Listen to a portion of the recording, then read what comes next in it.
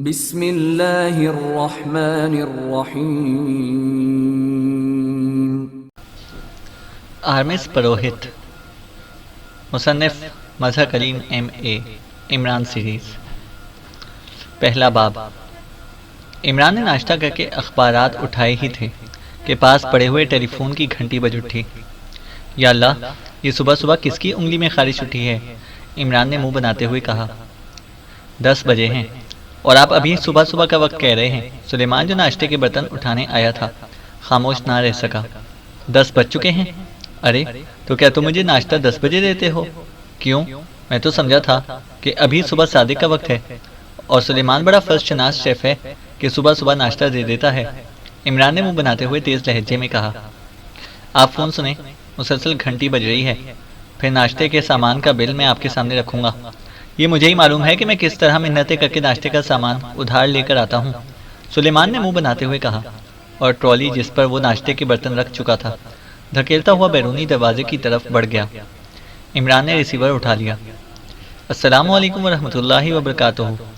من کا مسمی Ali Imran MSc DSc آکسن بغیر اخبارات پڑھے فون سننے پر مجبور ہو گیا ہے۔ عمران نے کہا، سلطان بول رہا ہوں، فوراً میرے آفس میں پہنچو، ایک اہم ترین مہمان سے تمہاری ملاقات کرانی ہے، جلدی اور فوراً پہنچو۔ دوسری طرف سے سر سلطان نے سلام کا مختصر جواب دیتے ہوئے کہا، اور ساتھ ہی رابطہ ختم ہو گیا تو عمران نے مسکراتے ہوئے ریسیور رکھ دیا۔ سر سلطان اب عقل مند ہو گئے ہیں، بس آرڈر دیتے ہیں اور رابطہ ختم۔ اب بیچارہ علی عمران سوائے تعمیل کے اور کیا کر سکتا ہے؟ عمران نے اونچی آوازیں بڑبڑاتے ہوئے کہا اور اٹھ کر ڈریسنگ روم کی طرف بڑھ گیا۔ تھوڑی دیر بعد اس کی اسپورٹس کار تیزی سے سینٹرل سیکریٹریٹ کی طرف بڑھی چلی جا رہی تھی۔ سیکریٹریٹ پہنچ کر اسے کار پارکنگ میں روکی اور تھوڑی دیر بعد وہ سر سلطان کے آفس کے ساتھ ہی موجود ان کے PA کے آفس میں موجود تھا۔ عمران صاحب، آپ؟ PA نے بوکھلائے ہوئے انداز میں اٹھتے ہوئے کہا۔ سر سلطان نے کس کو اہم مہمان بنا رکھا ہے؟ عمران نے سرگوشیانہ انداز میں پوچھا۔ مصر کے ڈپٹی سیکریٹری ہیں سر سلطان، انہیں اپنی رہائش گاہ سے ساتھ لائے ہیں، شاید ان کے ذاتی مہمان ہیں، PA نے جواب دیتے ہوئے کہا۔ ذاتی مہمان؟ پھر تو خاصا سامان کھانے کو مل جائے گا، ورنہ سرکاری مہمان کے لیے تو سر سلطان اس لیے کنجوس بن جاتے ہیں کہ سرکاری خزانے پر بوجھ نہ پڑے۔ اب جیب سے کھلائیں گے تو یقیناً حاتم طائی بھی شرمندہ ہو جائے گا، عمران نے کہا اور پھر تیزی سے مڑ کر PA کے آفس کے باہر نکل گیا۔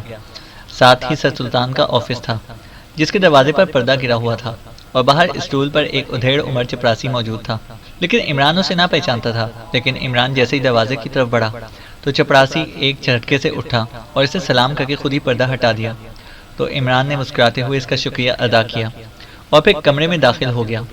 وہاں سر سلطان تو اپنی مخصوص کرسی پر موجود تھے، جبکہ میز کی سائڈ پر پڑی ہوئی کرسیوں میں سے ایک کرسی پر ایک ادھیڑ عمر آدمی بیٹھا ہوا تھا جو اپنے چہرے مہرے سے مصری نژاد رکھتا تھا۔ اس نے سوٹ پہن رکھا تھا۔ السلام علیکم ورحمۃ اللہ وبرکاتہ، عمران نے اندر داخل ہوتے ہی کہا تو سر سلطان اور ان کے ساتھ موجود مصری نژاد مہمان نے اس کی طرف گردن موڑ کر دیکھا۔ مہمان کے چہرے پر حیرت کے تاثرات نمایاں تھے۔ وعلیکم السلام بیٹے، آؤ بیٹھو، ہم تمہارا ہی انتظار کر رہے تھے، سر سلطان نے جواب دیتے ہوئے کہا۔ آپ مجھے بیٹا بھی کہتے ہیں اور آپ نے میرے لیے رحمت و برکت کی دعا بھی نہیں کی۔ کیا زمانہ آ گیا ہے کہ بیٹوں کے لیے دعا میں بھی کنجوسی کی جاتی ہے؟ عمران نے میز کی دوسری طرف کرسی پر بیٹھتے ہوئے منہ بنا کر کہا۔ یہ ہمارے معزز مہمان جناب یوسف رفاعی ہیں، یہ مصری محکمہ آثار قدیمہ میں ڈپٹی سیکریٹری ہیں، اور رفاعی صاحب یہ علی عمران ہے جس کا تفصیلی تعارف میں پہلے ہی آپ کو کرا چکا ہوں، سر سلطان نے مہمان سے مخاطب ہو کر کہا۔ خوشی ہوئی آپ سے مل کر، رفاعی صاحب نے رسمی سے لہجے میں کہا، لیکن مجھے فی الحال محسوس نہیں ہو رہی، شاید بعد میں محسوس ہونے لگ جائے، عمران نے کہا۔ کیا مطلب؟ کیا محسوس نہیں ہو رہی؟ رفاعی نے چونک کر اور حیرت بھرے لہجے میں کہا۔ خوشی، عمران نے سپاٹ سے لہجے میں جواب دیتے ہوئے کہا تو رفاعی کے چہرے پر یکلخت ناگواری کے تاثرات ابھر آئے۔ عمران، معاملات بے حد سنجیدہ ہیں اور رفاعی صاحب معزز مہمان بھی ہیں اور میرے ذاتی دوست بھی، اور اسی ذاتی دوستی کی بنا پر یہ یہاں میرے پاس تشریف لائے ہیں اور میں نے ان کی مدد کا وعدہ کر لیا ہے، سر سلطان نے سخت اور قدرے غصیلے لہجے میں عمران سے مخاطب ہو کر کہا۔ بڑی خوشی سے مدد کیجیے، مشکل وقت میں کسی کی مدد کرنا اللہ تعالیٰ کو بے حد پسند ہے۔ میں تو ویسے بھی مفلس اور کلاش آدمی ہوں، لیکن پھر بھی اللہ تعالیٰ کی خوشنودی کے لیے کچھ نہ کچھ مدد میں بھی کر سکتا ہوں۔ عمران بھلا کہاں آسانی سے باز آنے والا تھا؟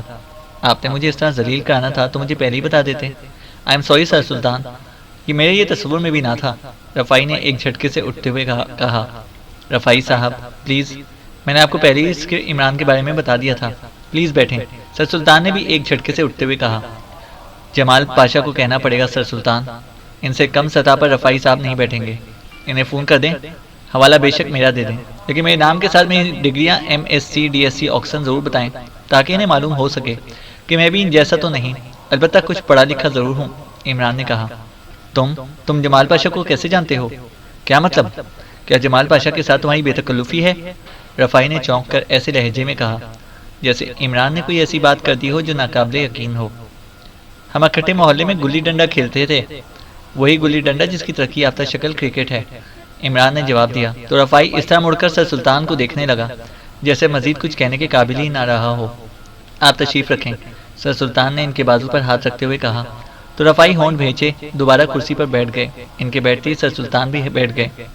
عمران، تم نے کن جمال پاشا کا حوالہ دیا ہے؟ سر سلطان نے براہ راست عمران سے مخاطب ہو کر کہا، مصر کے سب سے بڑے عالم جو قدیم تاریخ مصر پر بھی اتھارٹی ہیں، محکمہ آثار قدیمہ کے ڈائریکٹر جنرل بھی ہیں۔ وہ جب بھی کسی قدیم تختی پر موجود 5000 سال قدیم تحریر پڑھتے ہیں اور کسی لفظ پر اٹک جاتے ہیں تو وہ مجھے فون کرتے ہیں کہ میں آ جاؤں۔ اب میرے پاس تو ایئرپورٹ تک جانے کا کرایہ نہیں ہوتا، میں مصر کیسے جا سکتا ہوں؟ اور ان کی مدد کرنا بھی فرض ہے، اس لیے میں رات کو استخارہ کرتا ہوں اور خواب میں اس لفظ کا مطلب 5000 سال پہلے اس کے لکھنے والے سے پوچھ کر انہیں صبح کو فون پر بتا دیتا ہوں تو وہ بے حد خوش ہوتے ہیں۔ عمران کی زبان چل پڑی تو وہ ظاہر ہے کہ وہ آسانی سے کب رکنے والی تھی۔ انہی جمال پاشا صاحب نے رفائی صاحب کو یہاں بھیجا ہے تاکہ رفائی صاحب تم سے ملاقات کر سکیں۔ یہ چونکہ تمہارے بارے میں کچھ نہ جانتے تھے اس لیے میرے پاس آ گئے، اور میں نے نہ صرف تم سے ملاقات کرانے کا وعدہ کر لیا بلکہ یہ بھی وعدہ کر لیا کہ عمران جمال پاشا صاحب کی بات کو نہیں ٹالے گا۔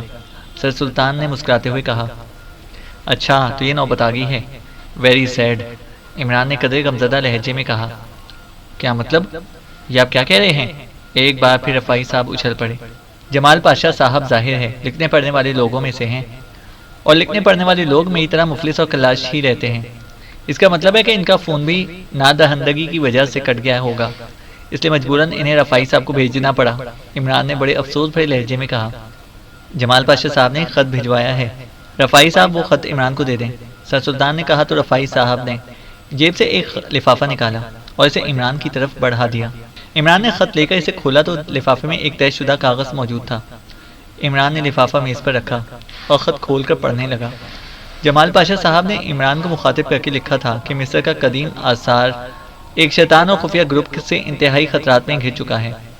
یہ گروہ ہر وہ چیز حیرت انگیز طور پر چوری کر رہا ہے جس کی سب سے زیادہ تاریخی اہمیت ہوتی ہے۔ ہمیں سمجھ نہیں آ رہی کہ یہ گروہ کون اور کیا چاہتا ہے۔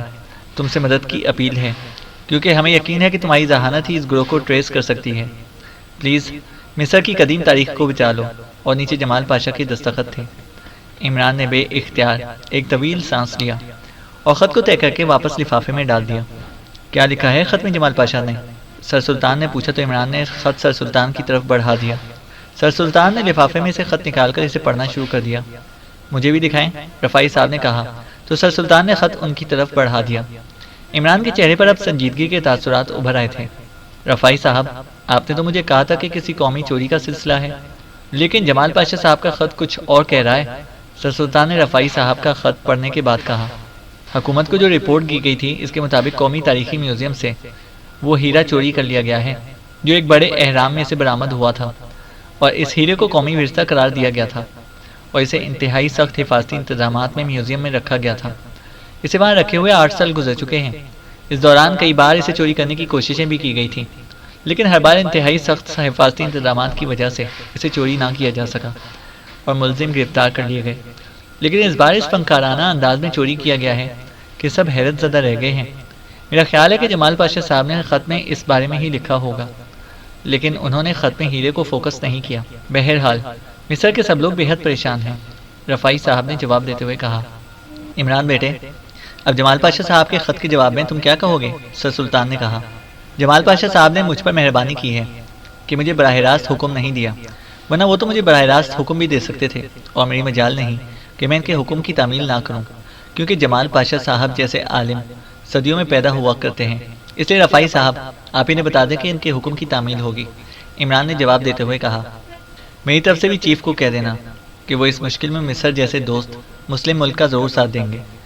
سر سلطان نے کہا، یہ کیس سیکرٹ سروس کا نہیں ہے، میں ذاتی طور پر اس کام کو کروں گا، کیونکہ مجھے جمال پاشا صاحب نے حکم دیا ہے۔ رفاعی صاحب، آپ بے فکر رہیں اور جمال پاشا صاحب کو بھی تسلی دیں، میں مصر کی تاریخ کو ضائع نہیں ہونے دوں گا۔ اب مجھے اجازت دیں، عمران نے اٹھتے ہوئے کہا۔ تو رفاعی صاحب بے اختیار اٹھ کر کھڑے ہو گئے۔ آپ تشریف رکھیں، اللہ حافظ، عمران نے کہا اور تیزی سے مڑ کر آفس سے باہر آ گیا۔ خط اس نے رفاعی صاحب سے واپس لے کر اپنی جیب میں ڈال لیا تھا۔ اس کے چہرے پر عجیب سے تاثرات تھے، جیسے کوئی بات اس کے ذہن میں کھٹک رہی ہو اور وہ اسے سمجھ نہ پا رہا ہو۔ خط میں جمال پاشا نے گروہ کے لیے شیطان کا لفظ لکھا تھا۔ اسے معلوم تھا کہ جمال پاشا صاحب کے لفظ کے انتخاب میں بے حد محتاط رہتے ہیں۔ وہ تو بولتے ہوئے بھی ایک ایک لفظ کو سوچ سمجھ کر منہ سے نکالتے ہیں، اور انہوں نے اس گروپ کے لیے شیطان کا لفظ لکھا تھا۔ یہ لفظ کیوں استعمال کیا گیا؟ عمران مسلسل یہی سوچ رہا تھا۔ آخرکار اس نے اس معاملے میں سید چراغ شاہ صاحب سے مشورہ کرنا زیادہ مناسب سمجھا، کیونکہ اسے یقین تھا کہ اگر واقعی کوئی ایسا معاملہ ہوا تو شاہ صاحب اسے آگاہ کر دیں گے۔ پھر تھوڑی دیر بعد اس کی کار شاہ صاحب کے گاؤں کی طرف بڑھی چلی جا رہی تھی۔ تقریباً 1.5 گھنٹے بعد وہ شاہ صاحب کے کچے سے مکان کے سامنے پہنچ گیا۔ اس نے کار روکی ہی تھی کہ شاہ صاحب کا صاحبزادہ باہر آ گیا۔ شاید کار کی آواز اندر تک پہنچ گئی تھی۔ اس نے بڑے مؤدبانہ انداز میں سلام کیا۔ شاہ صاحب سے ملنا ہے، عمران نے کار سے اترتے ہوئے کہا۔ وہ مسجد میں ہیں، باہر سے کچھ ملنے والے آئے ہوئے ہیں، اور آپ بھی وہیں چلے جائیں، شاہ صاحب کی صاحبزادے نے کہا تو عمران نے اس بات میں سر ہلا دیا۔ کچھ فاصلے پر دیہاتی انداز کی چھوٹی سی مسجد موجود تھی۔ عمران اس مسجد کی طرف بڑھ گیا۔ مسجد میں داخل ہو کر اس نے کوٹ اتارا اور ٹائی کھول کر کوٹ کی جیب میں ڈالی، پھر بوٹ اتار کر جرابیں اتاری اور وضو خانے کی اونچی چوکی پر بیٹھ کر اس نے وضو کیا۔ پھر جرابیں اور کوٹ پہن کر وہ مسجد کے ہال نما کمرے کی طرف بڑھا، جہاں اس نے کچھ دیہاتی لوگوں کو بیٹھے دیکھا تھا۔ درمیانی دروازے سے وہ اندر داخل ہوا تو اس نے شاہ صاحب کو فرش پر بیٹھے دیکھا۔ ان کے سامنے 4 افراد سر جھکائے دوزانوں بیٹھے ہوئے تھے، اور شاہ صاحب انہیں کسی بات کے بارے میں سمجھا رہے تھے۔ السلام علیکم ورحمۃ اللہ وبرکاتہ۔ عمران نے اندر داخل ہو کر بڑے ادب سے سلام کیا۔ وعلیکم السلام ورحمۃ اللہ وبرکاتہ۔ عمران بیٹے، ابھی تم باہر برآمدے میں بیٹھو، میں تمہیں خود ہی بلا لوں گا، سلام کا جواب دیتے ہوئے شاہ صاحب نے کہا۔ جی اچھا شاہ صاحب، عمران نے کہا اور مڑ کر باہر برآمدے میں آ کر وہ فرش پر بچھی ہوئی دری پر بیٹھ گیا۔ تقریباً نصف گھنٹے بعد وہ چاروں افراد بڑے کمرے سے باہر آئے۔ انہوں نے عمران کو بھی سلام کیا اور پھر شاہ صاحب نے عمران کو اندر بلا لیا۔ میں انتہائی معذرت خواہ ہوں کہ پاکیشیا کی سب سے طاقتور شخصیت X2 کو میں نے باہر بٹھا کر کچھ دیر انتظار کرایا ہے، شاہ صاحب نے مسکراتے ہوئے کہا۔ یہ آپ کیا کہہ رہے ہیں؟ یہاں تو کسی عام سے افسر سے ملنا ہو تو ملاقات کا وقت نہیں دیتا، اور آپ سے ملنے کے لیے ہم جس وقت منہ اٹھائے چلے آتے ہیں اور آپ کے ماتھے پر شکن بھی نہیں آتی۔ ظاہر ہے آپ سے ملنے دور دور سے لوگ آتے ہوں گے، اس لیے ان کا حق پہلے تھا، عمران نے مسکراتے ہوئے کہا، اور پھر اس نے جمال پاشا کا تفصیلی تعارف کرانا شروع کیا ہی تھا کہ شاہ صاحب نے ہاتھ اٹھا کر اسے روک دیا۔ مجھے کچھ بتانے کی ضرورت نہیں ہے، میں انہیں جانتا ہوں، وہ مصریات اور اس کی قدیم تاریخ کے بہت بڑے عالم ہیں، اور میری ان سے کئی بار تفصیلی ملاقات ہو چکی ہے۔ شاہ صاحب نے کہا تو عمران کے چہرے پر حیرت کے تاثرات ابھر آئے۔ آپ کی ان سے کس سلسلے میں ملاقات ہوتی رہی؟ آپ کا تو کوئی تعلق مصریات یا مصر کی قدیم تاریخ سے نہیں ہے، عمران نے حیرت بھرے لہجے میں کہا تو شاہ صاحب بے اختیار مسکرا دیا۔ میں تو ایک عام سا دیہاتی ہوں، جبکہ جمال پاشا صاحب بڑے عالم ہیں۔ یہ تو ان کی مہربانی ہے کہ میں جب بھی کچھ دن کے لیے مصر جاتا ہوں تو مجھ فقیر سے ملنے آ جاتے ہیں۔ بہرحال تم بتاؤ کہ جمال پاشا صاحب کا ذکر کیوں کر رہے تھے؟ شاہ صاحب نے یہ بات کرتے کرتے بات کا رخ بدلتے ہوئے کہا، یہ ان کا خط پڑھ لیں جو مصر کے ڈپٹی سیکرٹری کے ذریعے انہوں نے میرے نام بھجوایا ہے۔ عمران نے جیب سے نکال کر شاہ صاحب کی طرف بڑھا دیا۔ یہ انگریزی زبان میں ہوگا، تم مجھے بتا دو، مجھے یہ زبان زیادہ نہیں آتی، شاہ صاحب نے کہا۔ تو عمران نے خط پڑھ کر ساتھ ساتھ اس کا ترجمہ بھی کر دیا۔ پھر اس خط میں گروہ کے لیے شیطان کے لفظ کے بارے میں بتا دیا۔ جو گروہ جرائم کرتا ہو تو اسے شیطان کہنا کون سی نئی بات ہے عمران بیٹے؟ شیطان ہی تو ایسے کاموں کے لیے لوگوں کو اکساتا ہے، شاہ صاحب نے مسکراتے ہوئے کہا۔ مجھے بار بار احساس کیوں ہوتا ہے کہ جمال پاشا صاحب نے اسے شیطان گروہ قرار دیا ہے؟ اس میں شیطانی قوتیں بھی ان کی پشت پر ہو سکتی ہیں۔ اگر ایسا ہے تو پھر مجھے اسے پکڑنے کے لیے روحانی طاقتوں کی مدد حاصل کرنا پڑے گی، عمران نے کہا تو شاہ صاحب بے اختیار مسکرا دیا۔ بہت خوب عمران بیٹے، جو بات دوسرے لوگ عام انداز میں لیتے ہیں تم ان کو عام انداز میں نہیں لیتے۔ میں گزشتہ ہفتے لابیا گیا تھا کہ جمال پاشا صاحب سے میری ملاقات ہوئی، یہ ان کی مہربانی تھی۔ بہرحال انہوں نے مجھے بتایا کہ کس طرح کوئی گروہ تاریخی تختیوں کو اور خصوصاً ان تختیوں کو چرا رہا ہے جن کی مدد سے نئے خفیہ اہراموں کو رائل ویلی میں تلاش کیا جا سکتا ہے۔ میرے پوچھنے پر کہ اگر وہ ان تختیوں سے ان خفیہ اہراموں کو خود تلاش نہیں کر سکتے تو دوسرے کیسے کر لیں گے، تو انہوں نے بتایا کہ یہ تختیاں قدیم دور کی زبان میں لکھی گئی ہیں، ان زبانوں کو پوری طرح پڑھا نہیں جا سکتا، البتہ آہستہ آہستہ ہم انہیں پڑھنے کے قریب پہنچ چکے ہیں، لیکن انہیں خدشہ ہے کہ اس گروپ نے ان کی طرح اس خفیہ اہرام کو نکالنے میں احتیاط نہیں کرنی، بلکہ وہ سب کچھ تباہ کر دیں گے، جس سے مصر کی قدیم تاریخ کے ماخذ اور ثبوت تباہ ہو جائیں گے۔ اور اس کے ساتھ ہی انہوں نے بتایا کہ میوزیم کے چوکیداروں کو اچانک بے ہوش کر دیا گیا تھا۔ وہ ہوش میں آئے تو انہوں نے بتایا کہ کچھ سائے سے انہیں آتے دکھائی دیے تھے اور بس پھر وہ دوسرے لمحے بے ہوش ہو گئے۔ اس لیے جمال پاشا صاحب کا خیال تھا کہ کچھ پراسرار لوگوں کی تائید انہیں حاصل ہے، اس لیے انہوں نے اس خط میں شیطانی گروپ کے الفاظ لکھ دیے ہیں۔ شاہ صاحب نے تفصیل سے بات کرتے ہوئے کہا، تو آپ اس سلسلے میں ان سے تفصیلی بات چیت ہو چکی ہے، تو پھر آپ بتائیں کہ کیا میرا خدشہ درست ہے یا نہیں؟ عمران نے کہا، تمہارا خدشہ اس حد تک درست نہیں ہے جس حد تک تم سوچ رہے ہو، غیر مرئی شیطانی طاقتیں اس میں ملوث نہیں ہیں، البتہ ان کو شیطان کی سرپرستی حاصل ہے، کیونکہ یہ گروپ جس خفیہ اہرام کو تلاش کرنا چاہتا ہے وہ قدیم دور کے ایک پروہت کا مقبرہ ہے جسے قدرت نے ریت کے طوفانوں میں غائب کر دیا، اس طرح غائب کیا کہ جمال پاشا جیسے عالم بھی اس کا پتہ نہ چلا سکے، اور تمہاری دنیا کی جدید ترین مشینری بھی اس اہرام کو ٹریس نہیں کر سکی۔ اب یہ گروہ اس کو ٹریس کرنے کے لیے اور اس میں موجود شیطانی طاقتوں کی حامل اشیاء کو نکال کر اوپن کرنا چاہتا ہے۔ اس پروہت کا نام آرمس تھا۔ آرمس شاہی پروہت تھا، لیکن وہ مکمل طور پر شیطان کا پیروکار تھا، لیکن یہ گروپ ہے عام مجرموں کا۔ شاہ صاحب نے جواب دیتے ہوئے کہا، آپ کیا تجویز کرتے ہیں کہ مجھے صرف وہ تختیاں واپس حاصل کرنے تک محدود رہنا چاہیے یا اس مقبرے کو بھی ٹریس کیا جائے؟ عمران نے کہا، مجھ بوڑھے دیہاتی کو کیوں پریشان کرنے کی کوشش کرتے ہو؟ میں دیہاتی ضرور ہوں، لیکن مجھے جمال پاشا جیسے عالموں سے ملاقات کی وجہ سے معلوم ہے کہ تمام تختیوں کے فوٹوگراف موجود ہیں، اس لیے تختیاں چوری کر لینے سے کوئی کام رک نہیں سکتا۔ جمال پاشا صرف ان تختیوں کی تاریخی حیثیت کو سامنے رکھ کر انہیں واپس لانا چاہتے ہیں، ورنہ جو کچھ تختیوں پر موجود ہے وہ ان کے پاس کیا بے شمار لوگوں کے پاس فوٹوگراف کی صورت میں موجود ہے۔ شاہ صاحب نے جواب دیتے ہوئے کہا، چلو ٹھیک ہے، تختیاں واپس ہو جائیں، لیکن اس مقبرے کا کیا ہونا چاہیے؟ عمران نے بچوں کے سے انداز میں پوچھا۔ اسے ٹریس کرو تاکہ اس میں موجود شیطانی طاقتوں کی حامل چیزوں کا خاتمہ کیا جا سکے اور اس میں موجود اشیاء کی تاریخی حیثیت بھی بحال رہے۔ شاہ صاحب نے جواب دیتے ہوئے کہا، ٹھیک ہے، آپ کا شکریہ، اب میری الجھن دور ہو چکی ہے اور مجھے اجازت دیجیے۔ عمران نے کہا تو شاہ صاحب نے مسکراتے ہوئے نہ صرف اسے اجازت دی بلکہ اس کے سر پر ہاتھ رکھ کر اس کی کامیابی کے لیے دعا بھی کی۔ عمران کو یوں محسوس ہوا جیسے وہ مکمل طور پر مطمئن ہو کر یہاں سے جا رہا ہے۔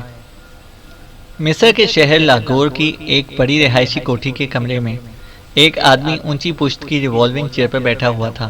کمرے کو آفس کے انداز میں سجایا گیا تھا اور وہ آدمی ایک فائل کے مطالعے میں مصروف تھا کہ پاس پڑے ہوئے فون کی گھنٹی بج اٹھی تو اس آدمی نے ہاتھ بڑھا کر ریسیور اٹھا لیا۔ یس، روجر بول رہا ہوں، اس نے ریسیور کان سے لگاتے ہوئے سپاٹ لہجے میں کہا۔ رچرڈ بول رہا ہوں باس، دوسری طرف سے ایک مردانہ آواز سنائی دی، لہجہ بے حد مؤدبانہ تھا۔ یس، کوئی خاص رپورٹ؟ روجر نے کہا۔ باس، مصر تختیوں کی واپسی کے لیے پاک ایشیا سیکرٹ سروس کی خدمات حاصل کرنے کی کوشش کر رہا ہے، رچرڈ نے کہا تو باس نے بے اختیار چونک پڑا۔ صرف تختیاں یا ہیرا بھی واپس لینے کی کوشش کی جا رہی ہے، روجر نے کہا۔ تختیوں کے بارے میں جمال پاشا نے درخواست کی ہے، جبکہ حکومت ہیرے کی واپسی میں بھی دلچسپی لے رہی ہے، رچرڈ نے جواب دیتے ہوئے کہا۔ تمہیں کیسے اطلاع ملی؟ روجر نے پوچھا۔ وزارت آثار قدیمہ کے ڈپٹی سیکرٹری یوسف رفائی خود پاک ایشیا گئے ہیں اور کل وہ واپس آ گئے ہیں۔ انہوں نے حکومت کو جو تحریری رپورٹ دی ہے اس کی کاپی میں نے حاصل کر لی ہے، رچرڈ نے جواب دیتے ہوئے کہا۔ لیکن یہ معاملات سیکرٹ سروس کے دائرہ اختیار میں تو نہیں آتے، ان معاملات سے پاک ایشیا کی ملکی سلامتی کو تو کوئی نقصان نہیں پہنچ رہا، روجر نے کہا۔ وہ چونکہ سرکاری ایجنسی میں طویل عرصے سے کام کر رہا تھا اس لیے اسے ان معاملات کا بخوبی علم تھا۔ رفائی نے جو رپورٹ دی ہے اس میں اس نے لکھا ہے کہ شاید پاک ایشیا سیکرٹ سروس کا چیف یہ کیس نہیں لے گا، لیکن پاک ایشیا سیکرٹ سروس کے لیے کام کرنے والا خطرناک ایجنٹ عمران اس پر کام کرنے پر آمادہ ہو چکا ہے، رچرڈ نے کہا۔ اوہ، یہ واقعی خطرناک ایجنٹ ہے۔ بہرحال تم نے اچھی رپورٹ دی ہے، میں ہیڈ کوارٹر بات کرتا ہوں، وہ اس کا مناسب انتظام کر لیں گے، روجر نے کہا اور ہاتھ بڑھا کر کیڈل دبا دیا اور اس نے رابطہ ختم کیا اور پھر ہاتھ ہٹا لیا۔ ٹون آنے پر اس نے تیزی سے نمبر پریس کرنے شروع کر دیے۔ نمبر پریس کرنے کے بعد جب دوسری طرف سے دوبارہ گھنٹی بجنے کی آواز سنائی دی تو اس نے ریسیور رکھ دیا۔ اسے معلوم تھا کہ اب ہیڈ کوارٹر خود رابطہ کرے گا۔ یہی ہیڈ کوارٹر کا اصول تھا۔ اس طرح کے انتظامات کیے گئے تھے کہ ہیڈ کوارٹر کے بارے میں کسی کو علم نہ ہو سکے۔ یہی وجہ تھی کہ اسے بھی اس تنظیم میں طویل عرصے سے کام کرنے کے باوجود ہیڈ کوارٹر کے بارے میں کوئی علم نہیں تھا، حتیٰ کہ اسے ہیڈ کوارٹر کے فون نمبر کا بھی علم نہیں تھا۔ اسے معلوم تھا کہ اگر تیسری گھنٹی بج اٹھی تو پھر کسی مالی ادارے کے کسی آدمی سے بات ہوگی، ہیڈ کوارٹر سے بات نہیں ہوگی، جبکہ 2 گھنٹیوں کے بعد رابطہ ختم ہونے کے بعد کال خود بخود ہیڈ کوارٹر منتقل ہو جاتی تھی، اور پھر وہاں موجود جدید ترین مشینری کے ذریعے چیکنگ ہوتی تھی کہ کال کس نمبر سے کی گئی ہے۔ تمام امور پر تسلی ہو جانے کے بعد ہیڈ کوارٹر سے خود اس نمبر پر کال کی جاتی تھی۔ اس لیے روجر کو معلوم تھا کہ اب چیکنگ کے بعد ابھی فون کال آ جائے گی، اور ویسے ہی ہوا۔ فون کی گھنٹی بج اٹھی تو روجر نے ہاتھ بڑھا کر ریسیور اٹھا لیا۔ روجر بول رہا ہوں، لاگور سے، روجر نے مؤدبانہ لہجے میں کہا۔ ہیڈ کوارٹر، ایک مشینی سی آواز سنائی دی تو روجر نے ریچارڈ کی دی ہوئی پوری رپورٹ تفصیل کے ساتھ دہرا دی۔ یہ جو بھی ہیں اور جس انداز میں کام کرتے ہیں یہ ہم تک نہیں پہنچ سکتے، اور نہ ہی یہ تم تک پہنچ سکتے ہیں، اس لیے تم نے خاموش رہ کر صرف ان کی نگرانی کرنی ہے۔ دوسری طرف سے اسی مشینی آواز اور لہجے میں کہا گیا۔ ایسا لگتا تھا جیسے کوئی انسان نہ بول رہا ہو، بلکہ گراریاں ایک دوسرے سے ٹکرا رہی ہوں اور ان کے ٹکرانے سے آواز پیدا ہو رہی ہو۔ ان کی نگرانی کا آغاز پاکیشیا سے کرنا پڑے گا، روجر نے کہا۔ نہیں، اس طرح وہ چوکنے ہو سکتے ہیں۔ ابھی ہیڈ کوارٹر کو مین آپریشن میں کافی دیر ہے، کیونکہ ان تختیوں پر جو کچھ لکھا ہوا ہے اور جس انداز میں انہیں پڑھا گیا ہے اس پر ہمارے ماہرین میں اختلاف پایا جاتا ہے۔ جب تک یہ اختلاف دور نہیں ہو جاتا تب تک آرمس کا مقبرہ ٹریس نہیں ہو سکتا۔ جہاں تک ان تختیوں کا تعلق ہے تو آثار قدیمہ سے تعلق رکھنے والے تقریباً ہر شخص کے پاس ان کے فوٹوگراف موجود ہیں۔ ہم نے یہ تختیاں اس لیے اڑائی ہیں تاکہ ہمارے ماہرین کے سامنے اصل تختیاں ہوں۔ بعض اوقات فوٹوگراف میں کوئی معمولی سی لکیر آ جانے کی وجہ سے لفظوں کے معنی بدل جاتے ہیں۔ تختیاں ہیڈ کوارٹر میں ہیں، اس لیے کوئی انہیں واپس حاصل نہیں کر سکتا۔ جہاں تک ہیرے کا تعلق ہے تو ہیرا بھی ہیڈ کوارٹر میں ہے اور اسے محفوظ کر لیا گیا ہے۔ یہ ایسا ہیرا نہیں ہے کہ جسے عام مارکیٹ میں فروخت کیا جا سکے، اس لیے ہمیں انتظار کرنا ہوگا۔ آرمس کا مقبرہ ٹریس ہونے کے بعد اس میں سے جو کچھ ملے گا اس میں اس ہیرے کو بھی شامل کر دیا جائے گا۔ اس طرح اسے اس دور کا ہیرا قرار دے کر فروخت کیا جائے گا، اور اس سے ملنے والی خطیر رقم ہیڈ کوارٹر کے کام آئے گی۔ اس لیے ہمیں عمران یا پاکیشیا سیکرٹ سروس سے فوری طور پر کوئی خطرہ نہیں ہے، دوسری طرف سے کہا گیا، اور اس کے ساتھ ہی رابطہ ختم ہو گیا۔ تو روجر نے ریسیور رکھ دیا۔ اب اس کے چہرے پر اطمینان کے تاثرات نمایاں تھے، کیونکہ جن لوگوں کی ہیڈ کوارٹر اہمیت نہیں دے رہا تھا وہ انہیں کیوں اہمیت دے؟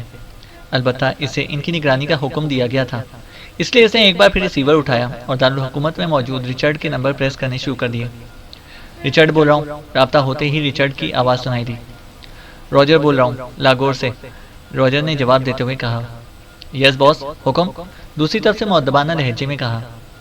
ہیڈ کوارٹر سے بات ہو گئی ہے، ہم نے کوئی ایکشن نہیں لینا، بلکہ انہیں مصر میں ٹریس کر کے صرف ان کی نگرانی کرنی ہے، اور وہ بھی مشینی نگرانی، جس میں ان کی آوازیں بھی ٹیپ ہو سکیں، اور نگرانی کی رپورٹس ہیڈ کوارٹر کو بھجوانی ہیں۔ اس لیے اب تم یہ کام کرو گے، روجر نے کہا۔